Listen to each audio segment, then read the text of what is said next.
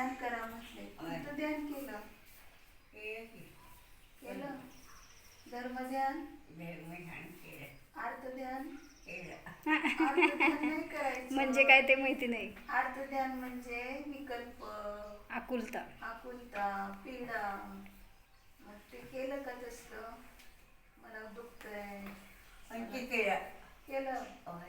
मला ते करायचं नाही म्हणते आम्हा.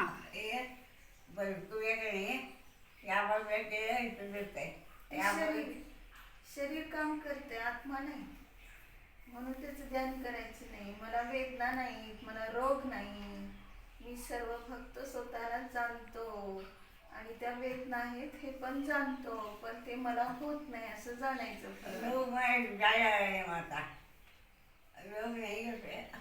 रोग नाही. अम्मा म्हणते तुला वेदना होताना तू काय विचार करायचं ते सांगायलेत. वेदना होते हे विचार करायचं नाही. मग ते पीडेचा आकुलता झाली की मग त्या ठिकाणी आपल्याला दुर्गती होते, आणि बंद झाला तर. म्हणून त्या विचारात कधी राहायचं नाही. मला दुखतंय, मला खायला नको, मला असं होतंय, माझं पचन होत नाही, पोटात फिरतंय. तर हा विचारात जर आयु बंद झाला ना तर आपली दुर्गती होते. अम्मांना पण वेदना होते त्यावेळेस काय करतात विचार की अम्मा. काय करता तुम्ही? ज्ञान स्वरूप आहे, न्यायिक आहे, जाणणारा आहे, या शरीरापासून भिन्न आहे. शरीर पुद्गलमय आहे.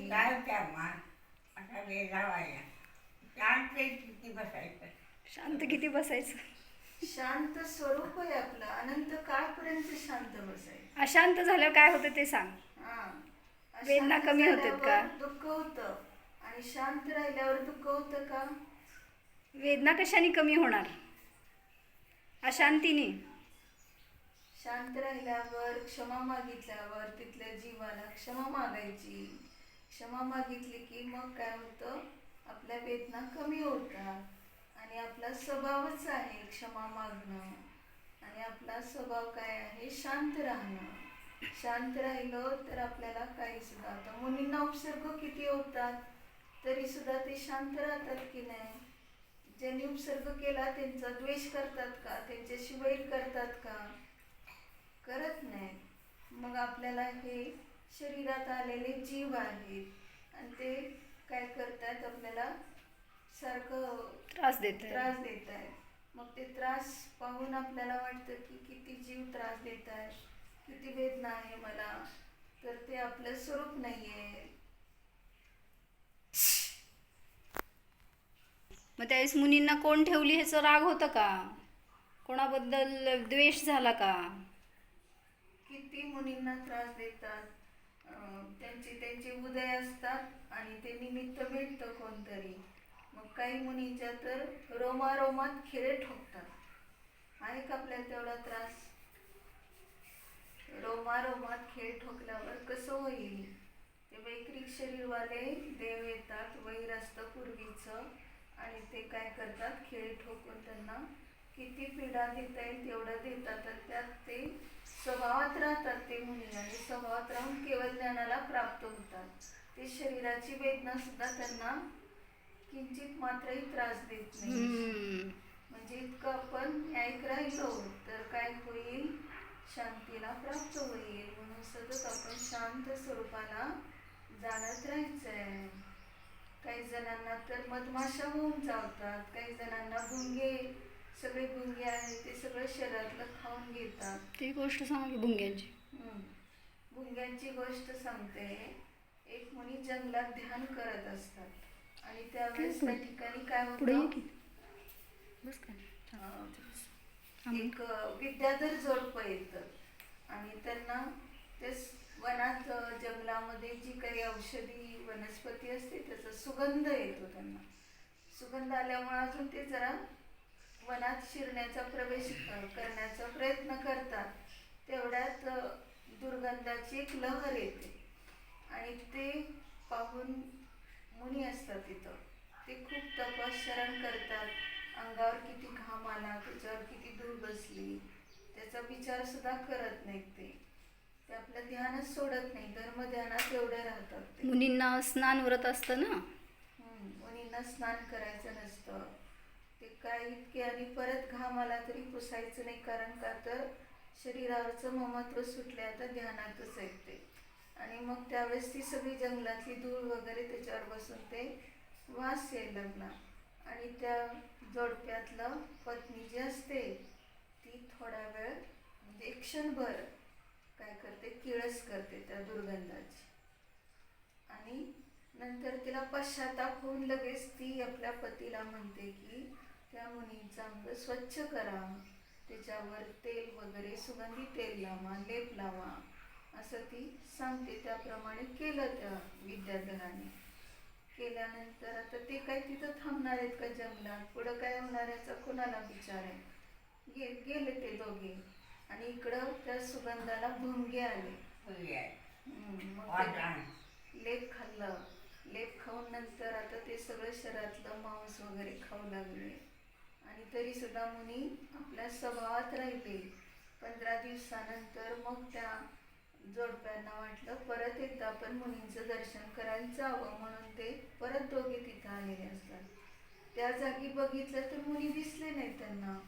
त्यांनी इकडं तिकडे सगळं फिरून पाहिलं, कुठं दिसणार. आणि जेव्हा मुनींच्या आकाराचेच भुंगे दिसले तिथं, म्हणजे इतकं झाकलं होतं भुंग्याने ते संपूर्ण शरीर. आणि मग त्यावेळेस त्यांनी ते सगळे भुंगे दूर केले. सगळं त्यांची स्वच्छता करायला लागल्यावर तो पतीसारखं पश्चाताप करतो. आणि त्या पत्नीला इतका तो दोष देतो, म्हणतो ही निर्दयी, तू काय मला सांगितलं असलं करायला. मी उपसर्गच केला ह्या मुनींच्यावर, मी काय त्यांची सेवा केली नाही. मुनींना म्हणतो मला आता तुम्ही क्षमा कराल का, मी खूप अपराधी आहे, मी खूप पाप केलंय, आता मला काहीतरी प्रायश्चित्त द्या. पण मुनी इतके स्वभावात आहेत की त्यांना केवळ ज्ञानच झालं. म्हणजे सेवा केली का त्रास दिला त्यांनी? हम्म, मग तसं आपण शरीराचा कुठलाही विचार करायचा नाही. ते कसे विचार न करता स्वभावात राहिले. त्यांच्यासारखं तेवढा त्रास आहे का तुला? एक नाही, त्यांना अनेक भुंगे घेरले होते आणि सगळं शरीर पोखरत होते. आपल्याला एक माशी एक डास आला की म्हणतो बाहेर काढा. मग काय होतं, ते जीवन आपण बाहेर काढतो, पण तरी आपला त्रास काही संपत नाही, कारण लक्ष सगळं कुठं असतंय, शरीरावर. म्हणून आपल्याला वेदना होते. आणि मग आकुलता झाली की अर्थध्यान होतं. हे अर्थध्यान कधी करायचं नाही. कधी आपल्याला आपलं आयुष्य कधी संपेल, आयुबंद कधी होईल कळत नाही. आणि मग त्याच्यात त्या विचारात झालं तर आपलं सगळंच संपलं, दुर्गती होणार. म्हणून स्वभावात राहणं आवश्यक आहे. आता तुम्हाला अजून विचारले आहे नाही, अजून दीक्षा दिला नाही. दीक्षा घ्यायची की, परंतु हे सगळं पाप संपलं पाहिजे. अजून तुम्ही विचार करताय ना, मला वेदना होते, मला खूप आकुलता होते, खायला प्यायला पाहिजे. आता मी म्हणाले सगळं, मी आता खाणार नाही. मी आता खाणार नाही. खाणार नाही, खाणारा नसतो जीव, जाणणारच आहे. परंतु माझे काय म्हणणार, एक 8 दिवस मी अशी दुपारची आहे ते म्हणून जाईल. अहो, मरण्याचा कशाला विचार करतोय? मला असं उठावून झोपवा नको. काय. तो विचार जर केला ना तर आपल्याला जन्मोजन्मी तसलेच विचार येतात. आणि आता ह्याला जिंकायचंय आपल्याला. इथं आपल्याला शरीराला मारायचं नाहीये. जिंकणार. शरीर नष्ट होते कधी व्हायचं तेव्हा. आपल्याला आत्म्याची साधना करायची आहे. सतत स्वभावात राहायचंय. इकडं विचार मी आला पण विचारल्या काय मी गप्प पडून मी काय मागत नाही काय नाही. अहो, पण त्या शरीराला वंगनासारखं जर आपण दिलं नाही तर काय होतं, मग आत्महत्या होते. आत्महत्या इकडं करत नाही, पण आपण तसले विचार करून मी काही देणार नाही शरीराला म्हटलं. खाण्याची जे योग्यता आहे, जेवढं जाते तेवढं आपण घेतलं नाही तर आत्महत्या होईल. ती करायचे का आपल्याला आत्मघात? एकदा आत्महत्या केली, ऐक आम्हाचं ऐक, एकदा आत्महत्या केली तर किती वेळा दुर्गतीला जातो विचार. मी आठवत नाही वेगळं. होय, तुला शास्त्र माहिती का आम्हाला माहिती? आम्हा काय सांगतात बघ ना. आता तुम्ही ज्यावेळेला मला विचार येता त्यावेळेस तुम्ही मला असं एक 2 दिवस 3 दिवस उपाशी पाळणारच नाही. उपास दीक्षा दिल्यावर तुम्ही मला उपाशी पाडणार की नाही 2-3 दिवस? नाही, दीक्षा दिल्यावर काही उपाशी राहतो असं काही नाही. दीक्षा दिल्यावर आपण आहार देतो ना लोकांना, म्हणजे आता मुनींना, त्यागींना. तू काय म्हणतीस? मी विषया घेतो नाही. मी काय खायचं आहे? दीक्षा दिलेल्या दिवशी उपवास असतो, एकच दिवस. त्याच्यानंतर एकदा आहार असतो. सगळं आहार पाणी सगळं काय घ्यायचं ते एकदाच, दिवसभर नाही, रात्रभर काहीच नाही. हां. मग पुढे पुढं दुसऱ्या दिवशी मग परत आहाराला उठल्यावर मग आहार. रोज एक वेळच घ्यायचं. आम्हा कसा आहार घेते बघितली आहेस की तू. हां. मग तसं फक्त एकदाच सोहळ्यात, आणि जे काय घ्यायचं ते सगळं सगळं पाणी बिणी पण एकदाच. हे गादीवर चालत नाही, हम्म. झोपून चालत नाही, मग कसं करणार बघा. हां. सोहळ्यात आहार घ्यावा लागतो, गादीवर झोपलेलं चालत नाही, हां. पाटावर बसावं लागतंय. हां. कसं बसणार? बसणार नाही, पाळणार बसणार नाही. मग झोपल्यावर आहार देत येत नसतं, मुनी झाल्यावर आहार कसं घेणार? पाळणार बसवायचं. हां, बसवायचं. हं. आपल्याला आहाराचं चिंता करायचं आहे का ध्यानाची चिंता करायची? दीक्षा कशासाठी घ्यायची असते विचार आम्हाला. दीक्षा आपलं फक्त धर्मध्यान व्हावं हां. आणि सतत आपण आत्मचिंतन करावं, आत्मानुभूती घ्यावी. हां. ह्याला सोडून दुसरं आपलं काही सुद्धा प्रयोजन नाहीये. ते तुम्हाला राहतात नाही विषयी ते मी पाठावर जपायचं. दीक्षा दिल्यावर पाटावरच झोपायचं असतंय. आणि तू काय म्हणाय जेवण द्यायचं नसतंय, एकदा यायचं. एकदाच जेवण करायचं असतंय, ते पण पाटावर. हां. हां, बसून झोपून नाही. हां. मग दिवसभर तुला पाटावर झोपवणार? नाही मग जेवण नुसतं पाहिजे आणि झाल्यावर कसं झोपायचं? पाठावर. पाटावर, हे गादीवर नाही. नाही नाही. म्हणजे बर. आज संध्याकाळी 6:30 ते सकाळी 6:30 पर्यंत पाणी पण प्यायचं नाही. हां. मग होतंय का बघ. आज सकाळी आज संध्याकाळी हां. 6:30 नंतर हां. उद्या सकाळपर्यंत सूर्यास्त झाल्यानंतर हां. पाणी प्यायचं नाही, नाही. सूर्योदय होईपर्यंत. हां. पाणी घेती ना तू? नाही काय घेती, रात्री घेतीस ना, मग ते एकदा बघ. मग नंतर त्याच्यामध्ये पण ध्यान करायचं पहिल्यांदा. मी खाणार नाही, पिणार नाही, हे जाणलं तर उपयोग. हां. नाही तर नुसतंच पाणी सोडून काय आपल्याला तपश्चर्या तसली वेगळी करायची नाहीये. हां. बरं. सांग, मी आज रात्री पाणी पित नाही, प्रयत्न करते. हां. बघतो की.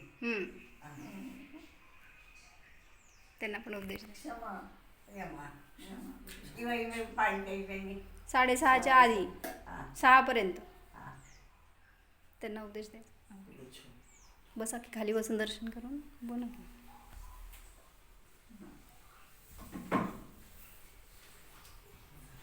धर्म काय करायचं? हे सगळं आपलं जे असं वाटतं मी पूजा केली, दर्शन केलं, माझा धर्म झाला. आराध्या मी तिकडे जातो. हां? पण तो धर्म नाही. धर्म कशात आहे तर जेवढी आपण स्वतःला जाणतो, आत्मा काय आहे हे समजतो, त्यात धर्म असतो खरा.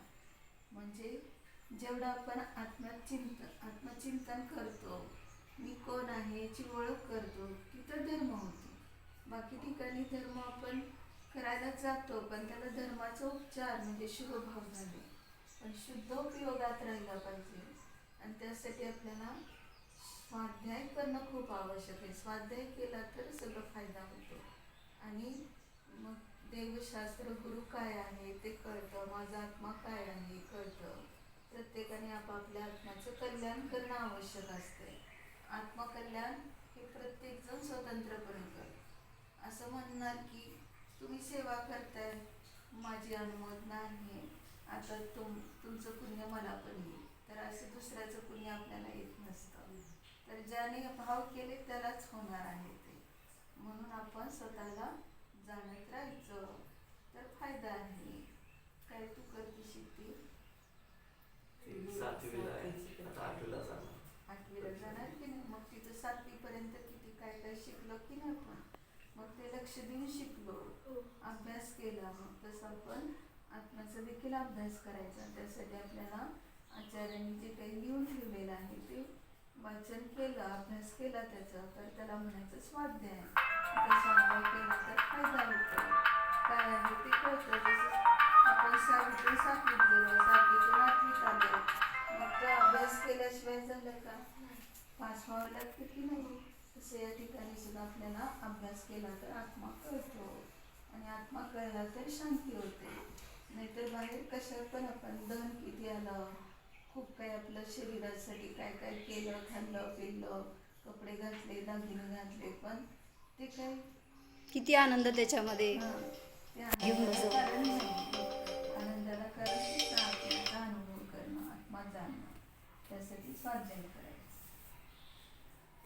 इच्छा मी माताजी कसं होतंय आता आजपर्यंत आपण ऐकलेलं असतो की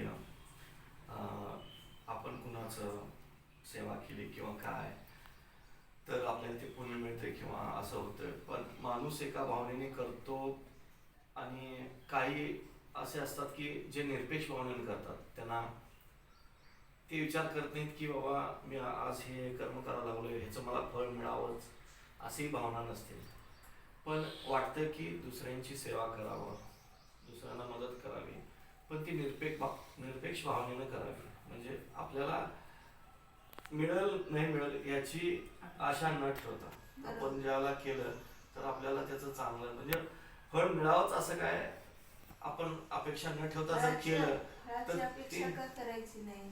तर आपल्याला तसं नाही झालं तर मग आपल्याला आकुलता होते आकुलता होते. आणि असं परत हो. त्याच्यावरची श्रद्धा उठून जाते की काय एवढं पूजा करून फायदा झाला नाही, केवढं दर्शन करून फायदा झाला नाही, सेवा करून काय फायदा झाला नाही, उलट सगळं मला पापाचा उदय आपला असतो आणि त्यांच्यावरची श्रद्धा बुडवतो. म्हणजे जे देवशास्त्र करो किंवा ज्यांची सेवा केली तर तसं नाही, आपल्या पापाचा उदय त्यात आपण किती म्हणजे सेवा करून किंवा कशा प्रकारचं काय काय चांगले भाव करून जे झालेलं असतं तर त्याला खूप आपलं जितकं पाप होतं ना त्यातलं कमी झालेलं असतं, ते आपल्या लक्षात येत नाही. एका मनुष्याला सांगितलेलं असतं की तू 1 वर्षानंतर मरणार आहेस. मग त्यांनी काय केलं, 1 वर्षभर मला खूप मोठं आयुष्य आहे, तेवढ्यात मी सगळं धर्मच करेल. तो रोज पूजा दर्शन स्तुती वगैरे करायचं, ध्यान करायचं, जापे करायचं, उरलेल्या वेळात दान वगैरे द्यायचं, कोणाला काय गरज आहे त्यांना वगैरे. मग असं त्यांनी वर्षभर आनंदात आपलं जे जे दिवस घालवले आणि आता शेवटचा दिवस असतो वर्षातला आणि त्या दिवशी तो मंदिरातून नेमकं पूजा करून घरी चाललेला असतो आणि एका दगडाला ठेस लागली, मोठा दगड असतो आणि त्याला ठेस लागून तो पलीकडे पडला, थोडी जखम झाली.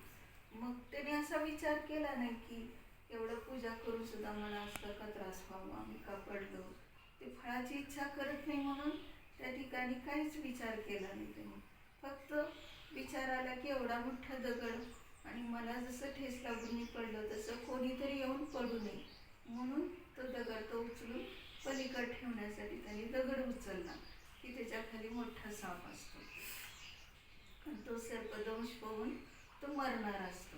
म्हणजे त्याचं इतकं पाप होतं की वर्षभरातच तो मरणार असतो, पण त्याचं पापाचं इतकं संक्रमण झालं की तो मेला नाही, फक्त जखम होऊन पडला आणि जखम झाली, एवढंच झालं. म्हणजे थोडंसंच पाप राहिलं, बाकी सगळं पाप संपलं, मरण होणे इतकंच. म्हणजे कशाने फळ मिळालं त्याला मिळत राहतं, अपेक्षा करायची तर फक्त राहायचं, आपण आत्म्यामध्ये राहायचं, सगळे चांगले भाव करायचे आणि मग त्याचं फळ मिळणार नाही असं नाहीच आहे. जसं आता तुम्ही शिवी दिली कोणाला तर त्याचं तुम्ही विचार करत नाही की मी शिवी दिला तर मला काय ह्याचं अशुभ कर्म फळ मिळेल, हा विचार करत नाही, देतोच ती शिवी, देताना देतो, मारताना मारतो, काय करायचे द्वेष करताना करतो, पण त्याचं फळ मिळाल्याशिवाय राहत नाही. तेच पाप बंद झाला की मग त्याला कधी फळ मिळायचे ते मिळत राहतं. तसं पुण्याचं पण फळ मिळत राहतं, पण आपल्याला ह्या दोन्ही फळाच्या अतीत स्वभावाला जाणायचे, शुद्ध उपयोगात राहायचे, तर आपण मोक्षाला जातो. ते एक आपल्या मनामध्ये एक कॉन्फ्लिक्ट सारखं राहते की एक आपण दुविधा स्थितीमध्ये राहतो की बाबा नक्की काय. म्हणजे आपण धर्म म्हणून ते करत असतो, पण एक आपली संस्कार म्हणून आपण एक करत असतो की आम्ही लहानपणापासून आई वडिलांना बघितलंय आणि इतरांचंही आम्ही बघितलंय की आम्ही बघतो की ज्यांनी ज्यांनी आई वडिलांची सेवा केली हे केली तर त्यांचं चांगलं झालंय, आणि ज्यांनी केली नाही त्यांना थोड्या का वेळानं असं ना थोडं फार काहीतरी सहन करावं लागलं किंवा म्हणून करतो आपण कशी. नाही, आपण हे बघतो पण आपल्याला ती भीती असते, पण भीती असू नये. ऍक्च्युली तुम्ही काही करत असताना तुमच्या मनात भीती असू नये. धर्म करताना असं भीती असू नये की बाबा मी जर धर्म केला नाही तर मला पाप येईल. नकळत धर्म झाला तुमच्या हातून किंवा नाही झाला, पण तरी पण तुम्ही तुमचं जे वागणं आहे ते तुम्ही जर स्वच्छ ठेवला किंवा कुणाच्या मनात आपले परिणाम आपले चांगले भाव ठेवून आपण करायचं. चांगले ठेवून जर तुम्ही वागला तरी ते धर्म केल्यासारखंच आहे. अशा गोष्टी खरंच आपण चांगले भाव ठेवायचे आणि करायचे. मेन सगळ्यात धर्माला अनुकूलता मिळावी हे भाव ठेवायचे. त्यांना जे साधक आहेत त्यांना पण आणि आपल्याला पण. जेवढं धर्म त्यांच्याकडनं घडेल तेवढं त्यांच्या अशुभ कर्मांची निर्जरा आहे, तेवढं त्यांना मोक्ष जवळ झाला म्हणा, तेवढं तत्व समजलं.